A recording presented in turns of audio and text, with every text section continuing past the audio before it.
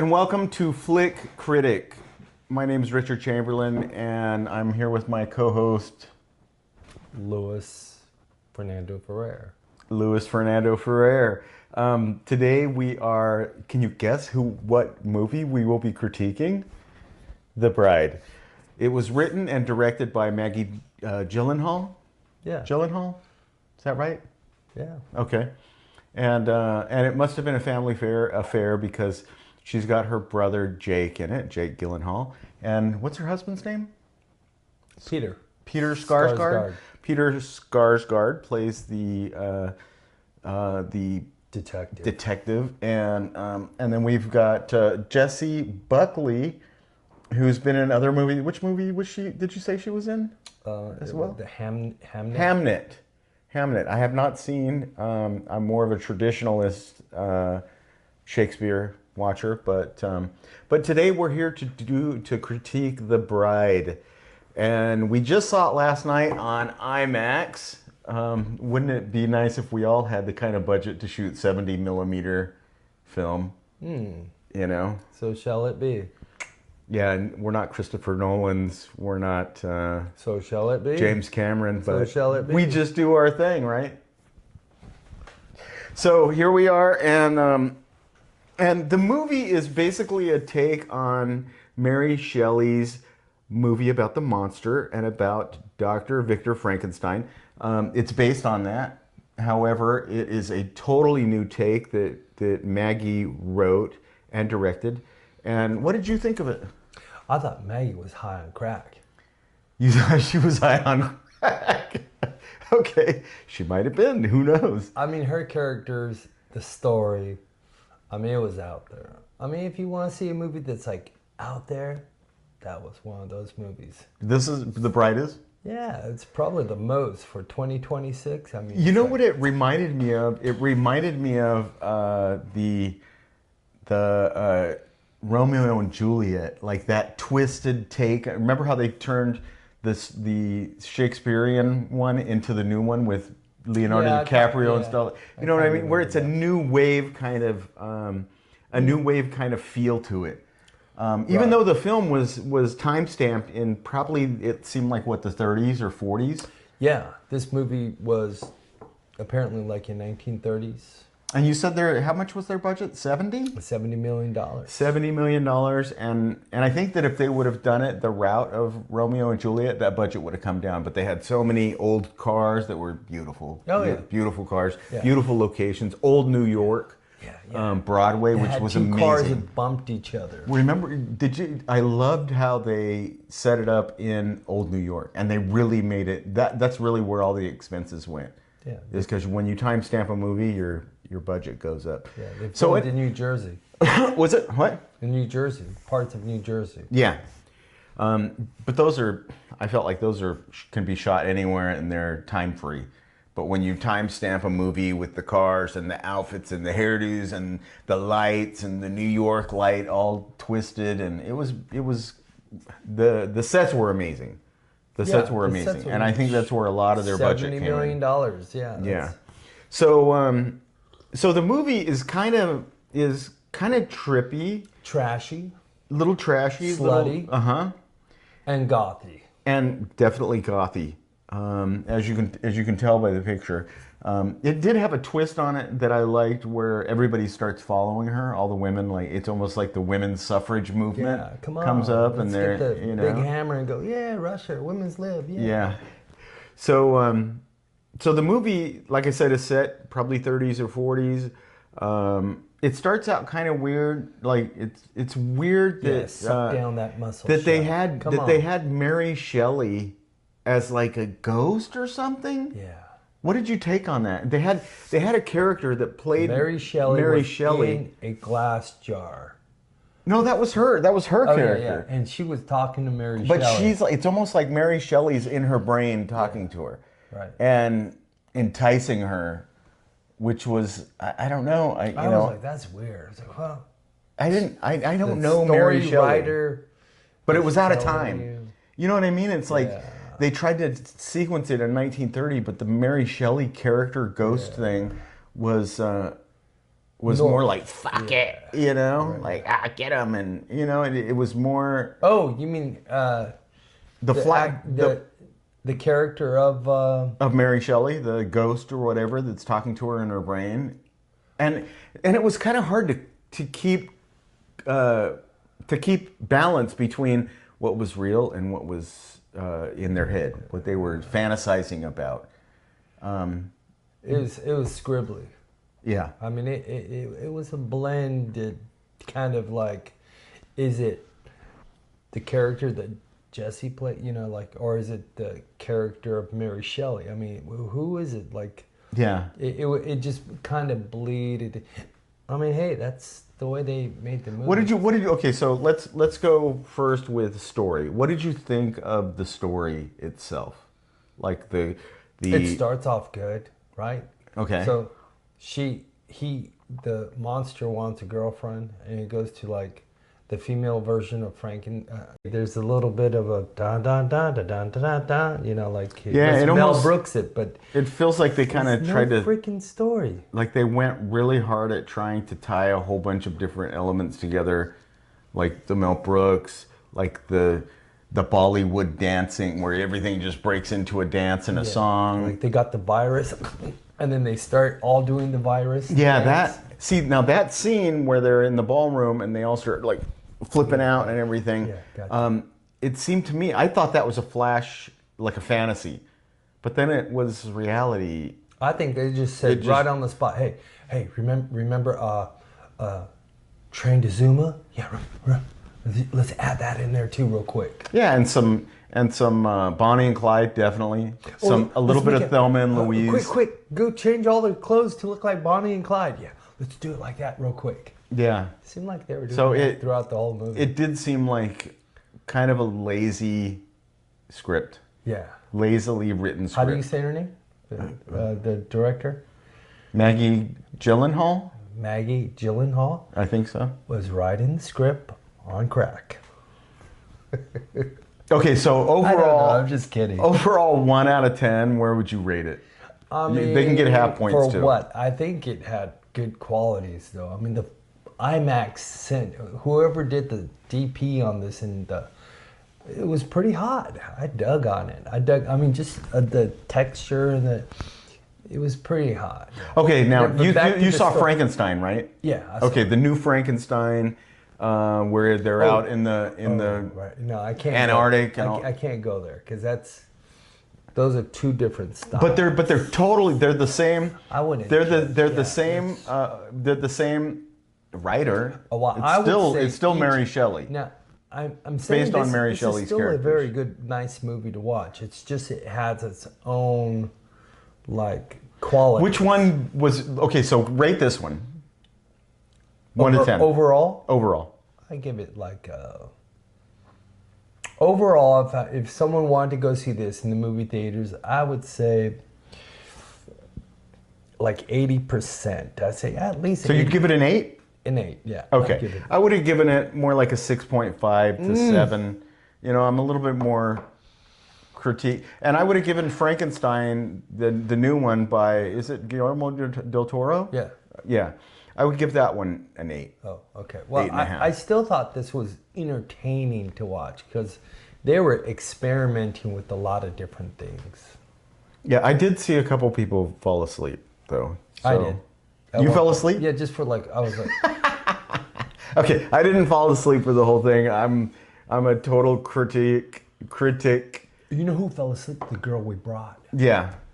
Yeah, she fell asleep and... Was she your girlfriend? No. I saw you. I thought she was your... I met her through you. Yeah. And no, I have you a guys were talking. I have a girlfriend. I heard what you were saying. You did? No, I'm just I think he's adding bullshit to the story here. He's trying to add drama. But I think The Bride was pretty good. They did break a couple of Hollywood formulas. They could have had a love moment, a tragic love moment where somebody is about to die and I love you, and so they didn't do that. To me they broke like 3 or 4 formulaic standards for script writing. And I mean, you can do everything you want, and the music was good, the performances were good, the cinematography was good, the story was poor. I like the way Jessica Fair. Butley like tweaked her voice and her. That was one of probably that was the best. Back to, and I was saying that. But you know what? When she flipped between them in like from sentence to sentence, it was very good. I gotta give Jesse props on that. But at some point, really I was like, all right, stop it, yo. Cut that shit out. Stop. Get back to the story. Yeah, and you know what?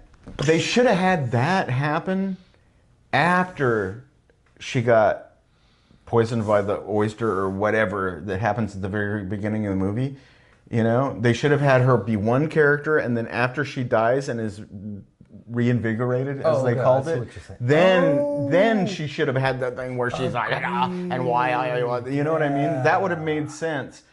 But they overlapped that into her normal life, and so they left her that way away the whole time. Yeah. Like, did you see the Joker? Where it was with the Phoenix. No, anyways, it's one of these movies where one of the old Jokers and his character would do this. Once he got burnt, whatever, he turned into this other character. Oh, you mean Two-Face? Yeah, Two-Face. Okay. Yeah. That was Tommy Lee Jones. Tommy Lee Jones. Yeah, he did a great job in that too. Actually, I like Christian Bale's character in this movie. I thought I really enjoyed Christian Bale when he goes to the doctor to like ask for a girlfriend to make for him. I thought that was really sweet. I think his acting in that was good. I think that Annette Bening's character, I'll be honest, was starting off like just she started off. She was rushing through her lines like an amateur. Yeah, and also from the time where she's like, no, we can't do that because of this and this and this, and then all of a sudden she's like, okay, let's go dig up the body. Right. It was like, and now that was kind of cool. You did? You like that? I thought there was no consistency. That saved it for me. You know, it's like there was no consistent character. Joke. It was a punchline. It was like, hey, come on. It was funny. And all of a sudden she's like, well, I guess. And then they're digging. That was funny. Like, it was funny. I just thought, why did they allow the shot to go in there where she's rushing her lines? I'm like, come on, you guys paid $70 million. Do that shot again. You know how much that film is per foot? Yeah, but still, that one shot of it, maybe, I wonder how all the other shots of Annette Bening were. But anyways, that's only that. Other than that, throughout the rest of the movie, she was pretty good. Yeah, she was fine. She was pretty good. It picked up. Except, why'd you leave the opening scene of the movie like that? And I'm like... Okay, so overall, would you suggest this movie to someone as a must-see? It would depend on who it is. I mean, if it's my grandmother, I'd be like, you like stories, don't go watch that movie. Yeah, so but if it were like, teenagers were all like, go trip out on some, this is the movie. So I think our overall opinion is wait for it to come out on video. You know what? There's nothing like. No, that's not my opinion. No? Honestly, my opinion is like anyone from like 18 to 35, go watch it in IMAX. It was kind of fun. It's fun to watch. It's fun. Just that. But IMAX is $25. Is this a $25 a seat movie? I mean, it's that to me, in my opinion, that's the only time you'd want to watch it. You don't want to go watch it when it's on a little screen, because then it's like, you want to go where there's your friends or people, or it's one of those. At the very end of the movie, they play the Monster Mash. That was funny. I liked it. So go ahead. Here's the thing about it, is that we love AMC theaters. We're both A-star or A-list members, so we get 16 movies a month for $28. So let's say $30. So for $38, you get to go see 16 movies in IMAX and 3D and everything. It's the best deal you're going to get. What is that? $2 a movie, basically. and to see IMAX, just last night, IMAX was $25. So, so it's worth it to actually have the AMC A-listers if you're a moviegoer like we are. In fact, we're starting this critique show because we're A-listers, and we want to give people the lowdown on theaters and movies. And so let's jump over real quick because we only have like a minute left. Let's jump over into theaters. We've been to the Americana. Yeah. That's Burbank? No, Glendale. Glendale. Glendale. I've been to the Burbank. Nice. I've been to Santa Anita, and I've been to Ontario. Right. This is in Southern California. The Ontario by far has the most comfortable seats. They bring food to your seat. I think they actually have a bar inside with alcohol called McCullum's or something like that. The highest quality Motel 6. The seats recline and lift your feet up, You and could live in there. Nobody's gonna know. Right? it's a good place to go sleep if you're bored. What? And you want air conditioning. I wouldn't do that. It's a great place to go sleep. I'm not going that far. I want to go watch a movie. I got a place to live. But I'll say that But if you don't, that's a place to go. one of the worst Wink, places wink, get my I've been point. to is Victoria Gardens. Oh. Their seats are so uncomfortable. I'm not going there. Yeah. I like, if I'm going to go to the movies, I want to be comfortable. I'll try anything. I'll go anywhere. Yeah, I'm in it for comfort. Like, I think Ontario spoiled me. What? So, AMC, it's a great place to go see movies. Sometimes if you get a not such a great seat, it's not fun to sit through a movie. Oh, I've gone to where the recliner doesn't work, and I'm like, I've gone to where it's just a square seat, and I'm like, yeah, it's not a 2-hour seating Yeah. lineup. But so there it is. This is our first show. We hope you guys enjoy it. We hope you guys enjoy all movies that you go see. I've gone to one where the seat was broken, and I was like, oh, my back. Oh. That's when you got to report it, because they'll get it fixed pretty quick at AMC. I mean, like, all the seats were broken. Oh, all of the seats were broken? This was in Stockton. Oh, Up north. Well, that kind of makes sense. You go to San Jose or Oakland or something like that. Yeah. Things are thrashed. Yeah. But by far, But their popcorn was really good. It's like real popcorn, oily. I think they got the corn from the farm or something like that. It was God, they should use real butter and quit and using. then you come to LA, it's like, where did they got this They from? got a pump Bag. machine that pumps out butter, oil, Yeah.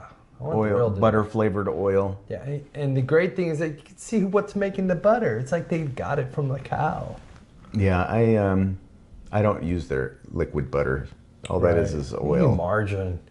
Ugh, no way. Seed oil bad. Mayonnaise. Vegetable oil bad. Mayonnaise. Mayonnaise with some Tabasco or something like Right, that works. Yeah, I go straight to 7-Eleven. I grab all those packets, and then when I get to my popcorn, I just squeeze all that chili packet stuff out. Now it's time for Richard's secret of the day. If you go to the movies, they never look in a woman's purse. They also never look in a man's bag. So what you do is you go to like Ross or some store like that, and you buy those little bags that are actually freezer bags, where they keep your food colder. They're padded and everything. So what I do is I'll go to a sushi place. I'll buy sushi, put it in the bag, put a towel on top of it, and then put a couple beers in there. Then I sneak them in to the movie theater. I don't have to pay for their food, which isn't too bad anyways, especially at the Mills, Ontario Mills. But then you've got sushi and beer. The cool thing about the Ontario Mills is that every theater I've been around here, they don't have the little table that swings out. Ontario Mills has the table that swings out. You've got a cup holder here, cup holder here, cup holder here, and then you've got a table to eat from. So I bust out my sushi, I bust out a beer, and I sit there and have sushi and beer while I'm watching my movie. I was in Japan, and I got this little mini microwave that runs on batteries. I take it with me. I put my little hot pockets in there. I punch 2 minutes. Beep. It's ready. I put it back on the table. I got my little glass, my little drink. And I sit back. I have a little umbrella. I put on my drink like this. I didn't know they had battery run microwaves. They do now. I want one. Okay, I'm getting one. That's the next thing He's to add to gonna my take list. it to him with the theater, right? Yeah. Take it to him. I'll rent it on the seat next to me because if you go earlier in the day, if you go before 3 p.m. in the day, usually no one's there. I get the theater to myself When a it's lot. like that, I like to fling my shoes off and then throw my socks in the back seat and never think about them again. I always take my shoes off. I always throw my socks way back there. Ugh. Land it. Can you imagine his socks in the theater for you? Land right on that lady, like, and she pulled that sock off and her wig came off. I was like, whoa. And then the sock crawled away. All right, well, we hope you enjoyed Flick Critic and Flick it. Flick Critic. Yeah, flick that critic. Critic. Critics. Huh? Flick it. Flick it. Flick Flick it. that critic. Good, happy day and happy movie watching to you all. Thanks for joining us.